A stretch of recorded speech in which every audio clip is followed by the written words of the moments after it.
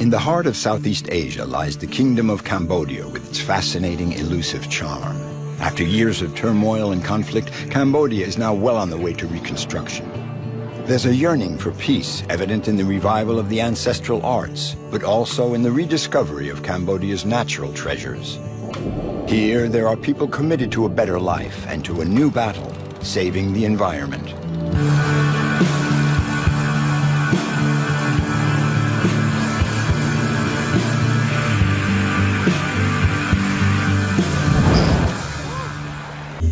Tonle sap, a miracle of nature, is the lifeblood of Cambodia.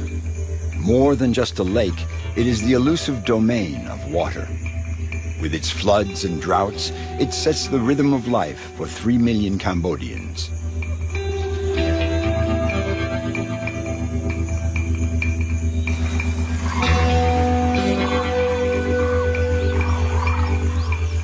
Orn Sao is a child of the lake. Water has always been part and parcel of his life. I have, in fact, always lived on the lake. I wouldn't know what to do on dry land. What's more, I know how to handle boats and skiffs. On land, they use bikes, scooters, and cars, and I don't know anything about all that. I don't know how to do the things they do on dry land.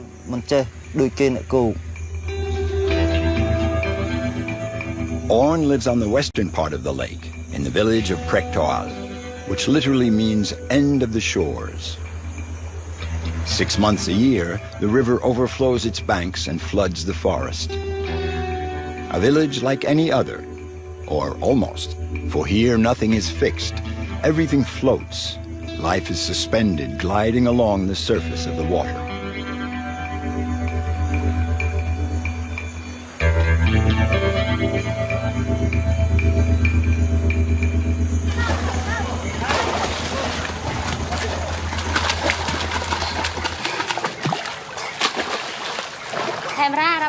Camera, rabbit, that's enough.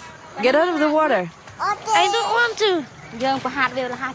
We teach them how to swim, so they won't be afraid of the water later on. We worry they might drown. They start learning when they're 3 or 4 years old.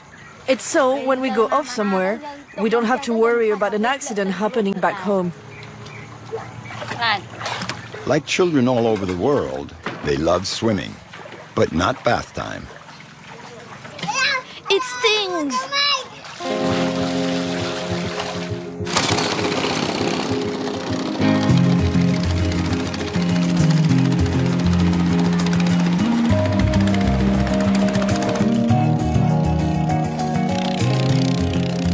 Life on a lake means adapting. To go anywhere, you have to take a boat, even if it's just to drop in on the neighbors.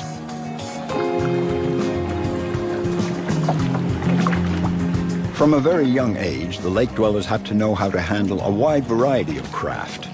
Even more so since there are no traffic regulations on Tonle Sap.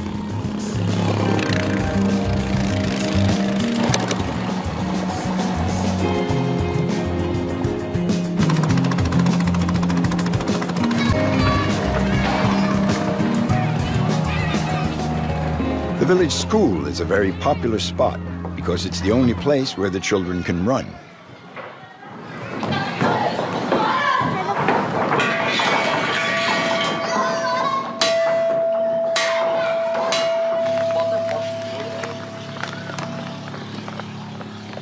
Orn is getting ready to leave for 10 days. He's a ranger in the Prektoal Bird Sanctuary.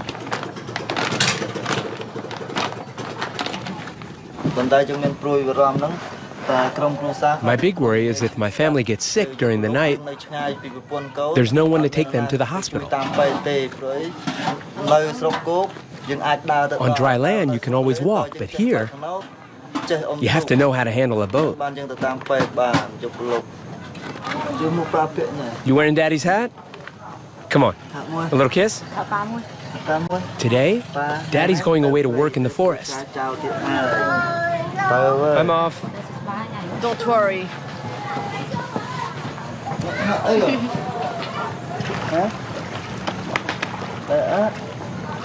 Bye-bye. There are 42 rangers to keep watch over the sanctuary. The patrols always take place in tandem. For Orn, the profession of forest ranger runs in the family. He's teamed up with his brother, Rota, for their patrols into the flooded forest of Prektoal.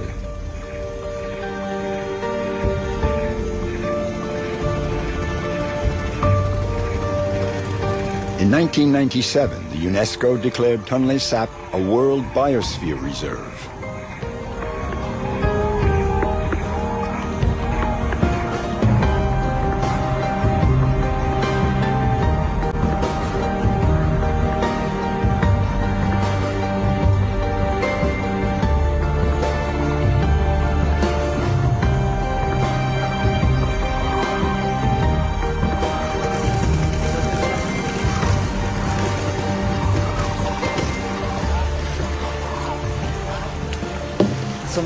Good morning, sir.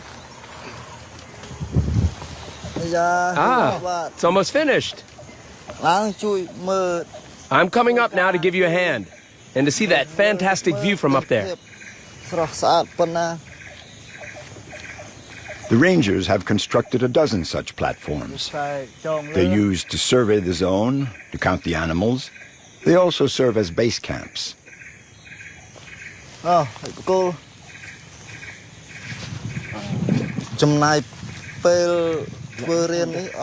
Building a platform like this takes 2 days with 5 or 6 people. But if there are only 2 or 3 of us, you have to figure 6, 7 days.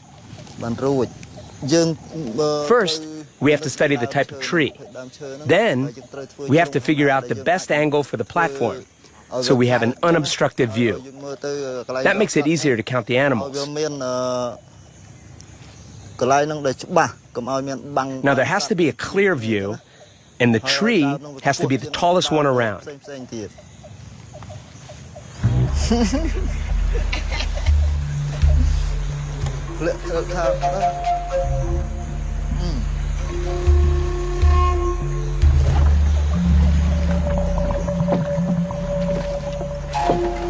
The two brothers cut the motor and row into the heart of the reserve to avoid spooking the animals and to spot eventual poachers.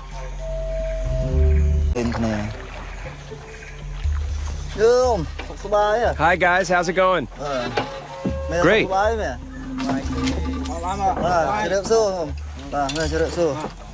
So, what's the report today? Have you seen anybody bothering our animals? No, nobody. Just some local fishermen.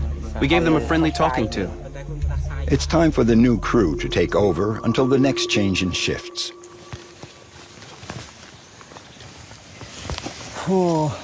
It's so hot. You take notes and I'll observe. Move forward. Check the Faronella first. Wait, I'm focusing.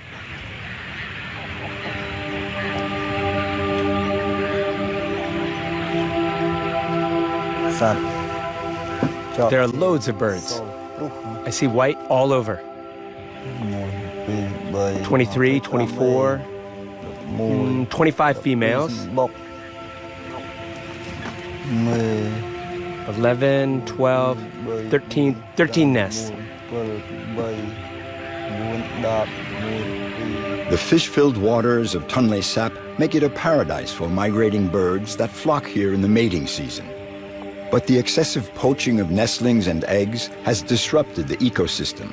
Out of 100 species listed, 11 are in danger of extinction.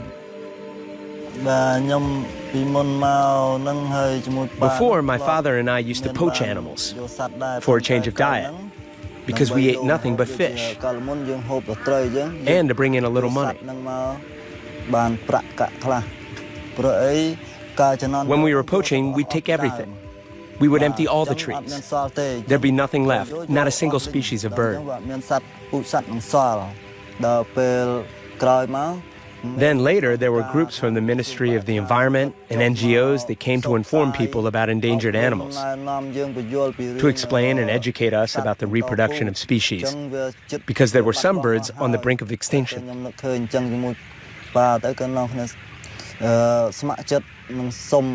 So my father and I thought it over, and we decided to get involved and to work for the protection of nature and birds, to preserve them for future generations. The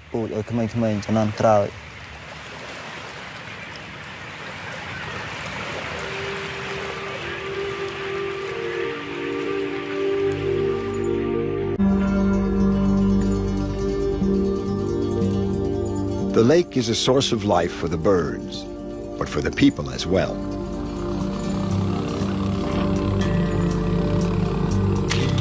The water hyacinth, an invasive plant harmful to the environment, is an abundant source of raw material for the village women. They've formed a cooperative and export their craft work all over the world.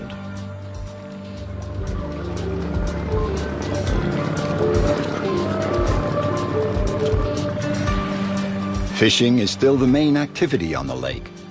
It has allowed the lake dwellers to meet their needs since the dawn of time.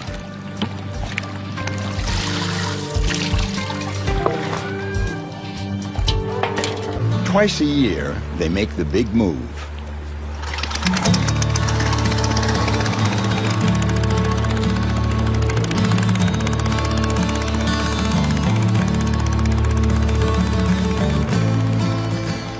They don't bother with trucks and packing boxes here. They simply move the house with the whole family inside. There's the high water season and the low water season. Now, when the water level rises, we move back towards the forest. When the water recedes, the level is low, and that can destabilize the house, make it rock on the bottom, you see? So we head for deeper water so the house doesn't get grounded.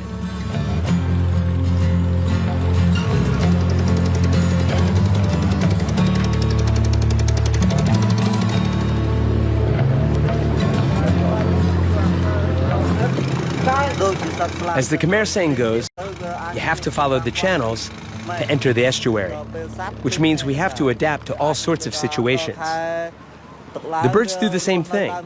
In the high water season, they leave the lake. Then, when the water level drops, they come back to the same spot. This former poacher has radically changed the direction of his life. Protecting nature is his way of refusing to yield to fate.